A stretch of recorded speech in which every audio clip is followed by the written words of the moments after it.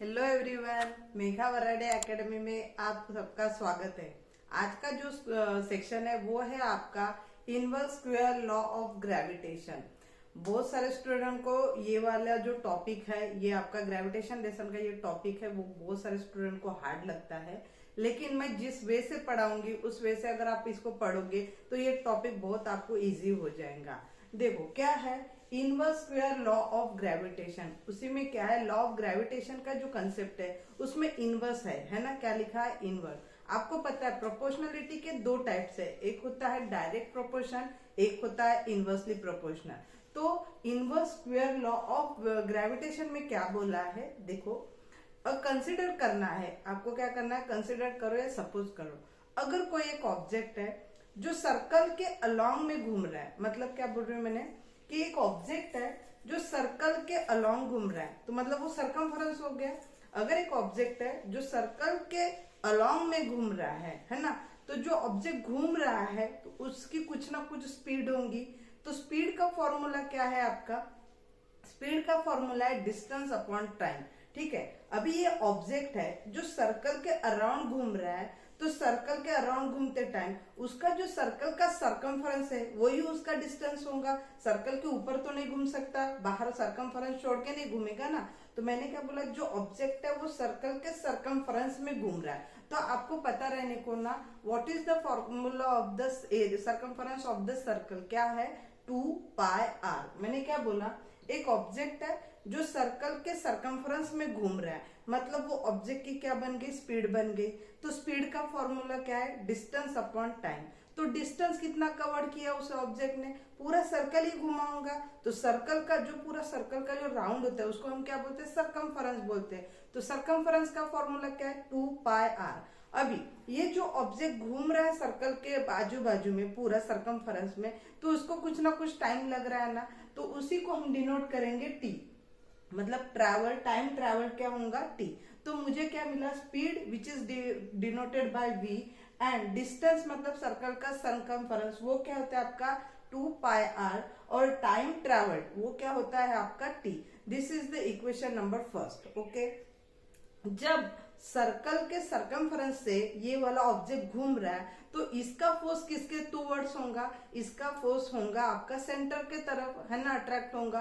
तो इसी फोर्स को हम क्या बोलते हैं, सेंट्रीपिटल फोर्स बोलते हैं। तो what is the formula of centripetal force, centripetal force का फॉर्मूला है F = mv² अपॉन r। ये हो गया आपका दोनों कंडीशन। यहाँ पे देखो पहला क्या मिल गया आपका फॉर्मूला, पहला आपका फॉर्मूला है V = 2πr अपॉन टी, और दूसरा है सेंट्रीपिटल फोर्स का फॉर्मूला है F = mv² अपॉन r। यहाँ पे आपने अगर एक बात नोटिस की होंगी तो आपको v की जगह आपको क्या मिला, v की जगह आप क्या पुट कर सकते हो, 2πr upon T. This is the second equation. Second equation क्या है, F = mv² अपॉन r। तो यहाँ पे v स्क्वायर है ना, और यहाँ पे v है, तो v की वैल्यू मुझे कितनी मिल गई, 2πr अपॉन टी। ये पूरी की पूरी v की वैल्यू आपको मतलब सेंट्रीपिटल फोर्स में क्या करनी है, पुट करनी है। चलो इसको पुट करके देखते हैं। देखो क्या है, पहला मैंने यहाँ पे लिखा putting value of equation 1 into equation 2। हम ना, मुझे क्या मिला है, v = 2πr अपॉन टी मिला है। मुझे वो कौन सी इक्वेशन में पुट करना है, सेंट्रीपिटल फोर्स का जो फॉर्मूला है F = mv² अपॉन r। तो देखो F एज इट इज रहेगा = mv एज इट इज रहेगा। v की जगह मैं क्या पुट करने वाली हूँ, v की जगह मैं पुट करने वाली हूँ 2πr अपॉन टी, और वहां पे v स्क्वायर था इसलिए ये पूरा का पूरा होल ब्रैकेट इसको स्क्वायर चला जाएगा। Got it. n as it is रहेगा। देखो अभी हर एक यहाँ पे स्क्वायर है ना, तो ब्रैकेट के हर एक टर्म को स्क्वायर अप्लाई होगा। 2 का स्क्वायर 4 यहाँ पे लिख दिया, पाई का स्क्वायर पाई स्क्वायर, r का स्क्वायर r स्क्वायर, और t का स्क्वायर t स्क्वायर। हो गया, यहाँ तक बात समझ में आई। अपॉन, अपॉन में क्या आएगा, r आएगा। हो गया यहाँ तक। बाद में देखो F = अभी देखो r के नीचे इधर कुछ भी नहीं है, तो इसलिए मैंने सपोज किया r के नीचे क्या रहेगा आपका m, एक रहेगा, 1 रहेगा। क्या रहेगा, 1। r के नीचे क्या होगा, 1।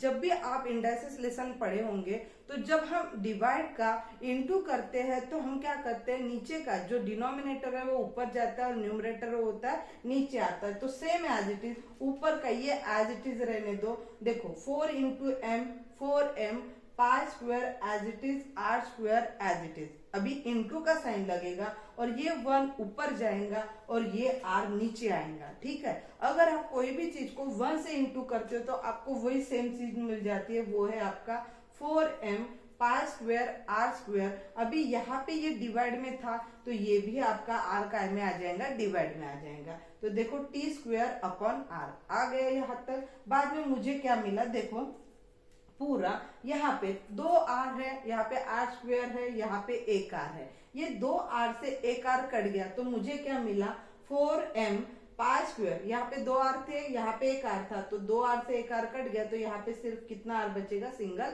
एक r बचेगा और डिवाइडेड बाय में टी स्क्वायर। यहाँ तक बात समझ में आई।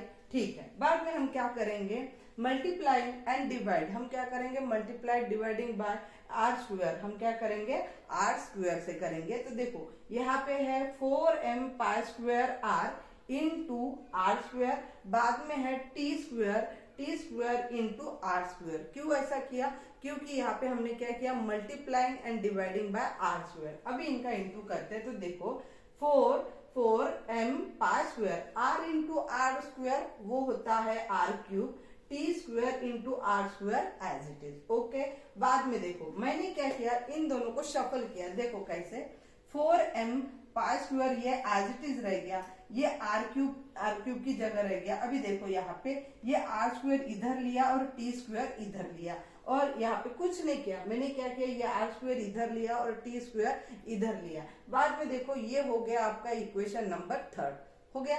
बाद में देखो, और जैसे कि आपको पता है के प्लस का थर्ड लॉ क्या है, आपका के प्लस का थर्ड लॉ है कि T square divided by R cube is equal to K. ये होता है आपका कांस्टेंट जो कि है आपका के प्लस का थर्ड लॉ। तो देखो यहाँ पे पर मुझे क्या मिला है, यहाँ पे R cube upon T square उल्टा मिला है, लेकिन मुझे क्या चाहिए था, T square upon R cube, और मिला क्या है मुझे, R cube upon T square. अभी मैं यहाँ पे अगर कुछ भी नहीं है, मतलब मैं क्या पकड़ूंगी, यहाँ पे डिवाइडेड बाय में मैं क्या पकड़ूंगी, 1 पकड़ूंगी। अगर मुझे इनवर्स करना पड़ेगा, इसका उल्टा करना पड़ेगा, तो ये टी आर क्यूब ऊपर जाएगा, टी स्क्वायर नीचे आएगा। देखो आर क्यूब ऊपर गया, टी स्क्वायर नीचे आएगा।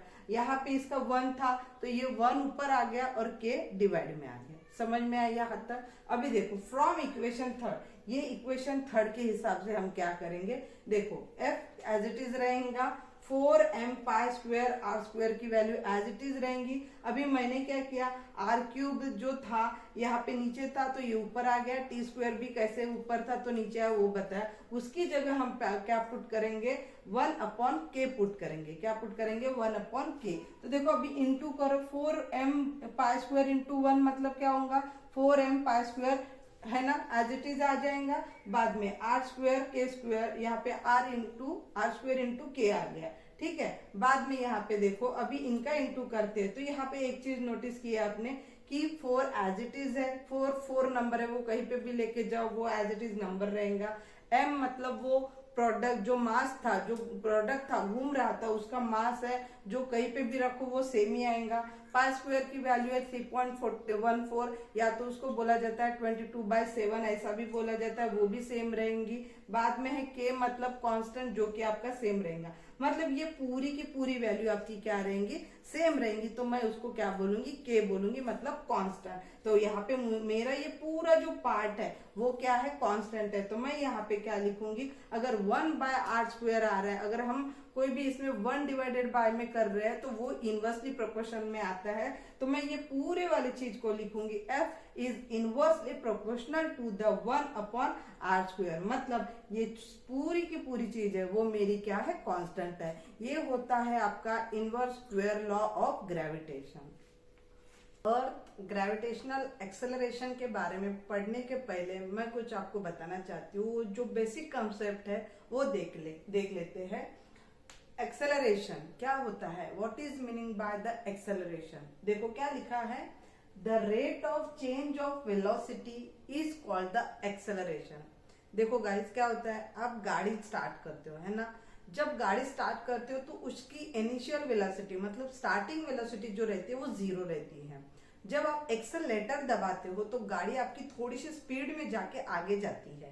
तो आपने क्या किया, एक्सेलरेटर को दबाया, तो आपके ऑटोमेटिक गाड़ी की जो स्पीड है वो क्या हो गई, चेंज हो गई। उसी को हम क्या बोलेंगे, एक्सेलरेशन।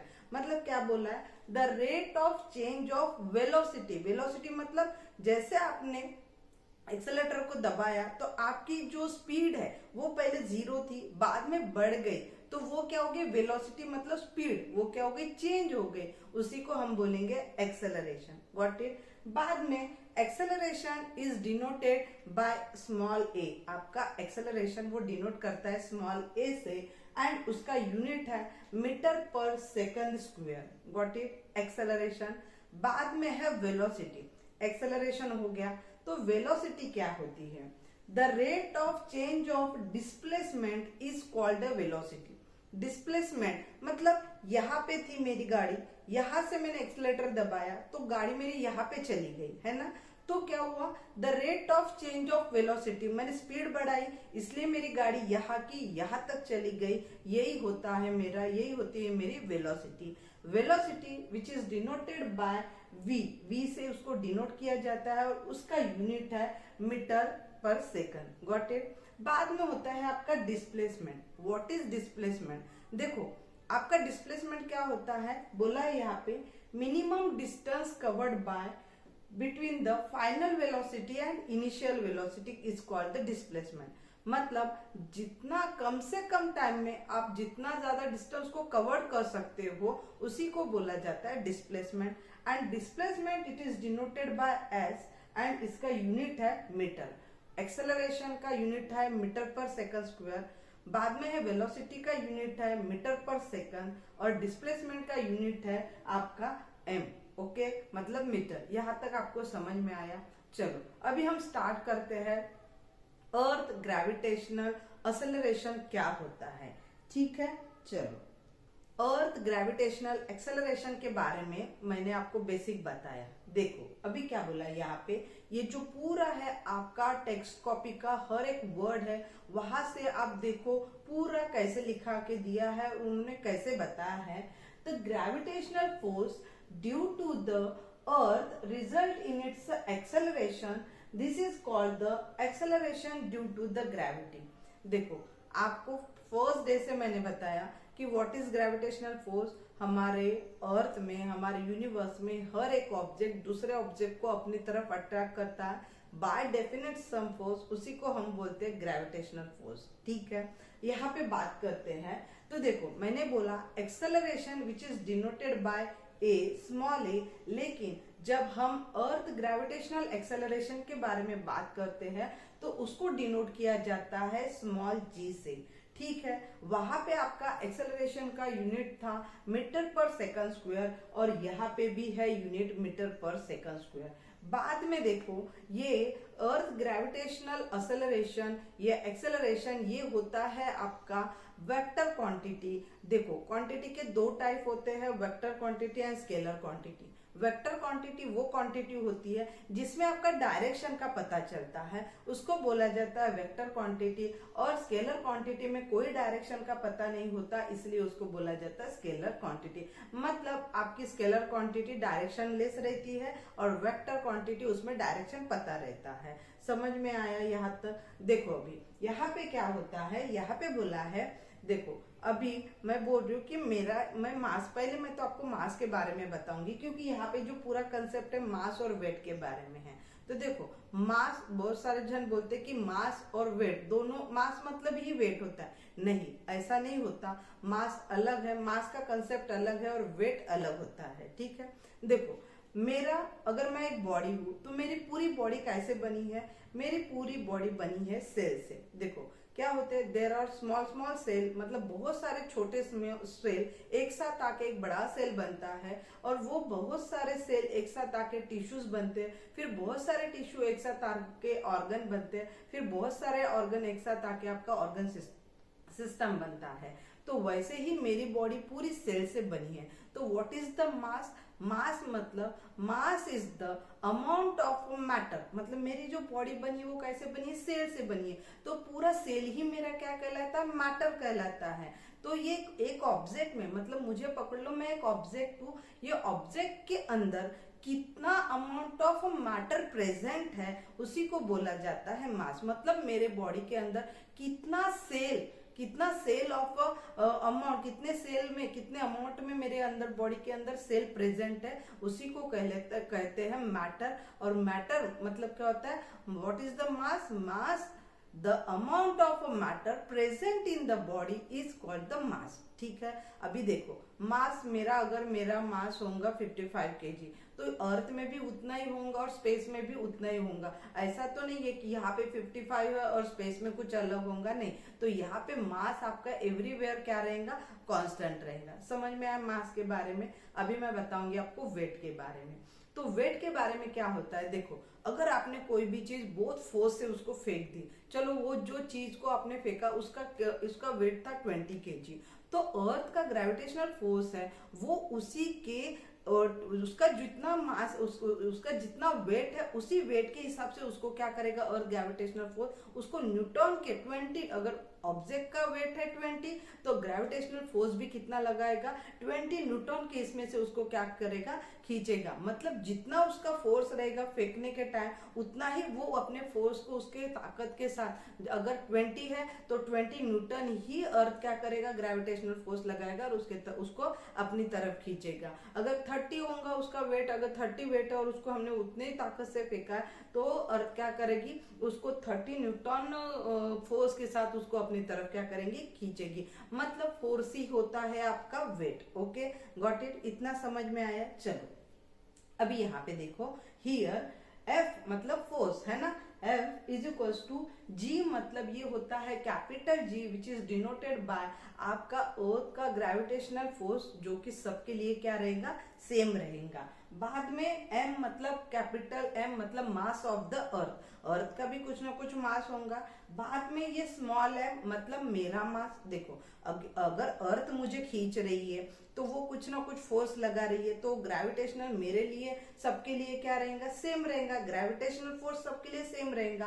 अर्थ जो है, अर्थ का कुछ ना कुछ मास है, वो भी उसका क्या है, वहां पे कैपिटल M है, और जो मेरा मास है वो क्या है, आपका स्मॉल m है। ठीक है, अभी यहाँ पे r स्क्वेयर है, तो देखो अर्थ का जो सरफेस है, अर्थ का जो, अर्थ जैसे राउंड शेप में, तो अर्थ के सरफेस में मैं जहाँ पे खड़ी हूँ तो वो अर्थ क्या करेगी, सेंटर से मुझे खींचेंगी। तो मैं सरफेस में खड़ी हूँ ना, तो मैंने हमेशा बोला है सर्कल का सेंटर रहता है, वैसे ही वो सर्कल के सेंटर से मैं सरकमफेरेंस में खड़ी हूँ, तो सर्कल के सेंटर से लेके सरकमफेरेंस तक जो लाइन टच होती है उसको रेडियस बोलते हैं। तो अर्थ मुझे सेंटर से खींच रही है, इसलिए मैंने यहाँ पे क्या लिखा, r स्क्वायर लिखा। Got it. बाद में मैंने क्या बोला, अभी मैंने बोला फोर्स मतलब ही वेट होता है, और वेट को ही क्वांटिटी में क्या किया जाता है, mg में उसको काउंट किया जाता है। समझ में आया।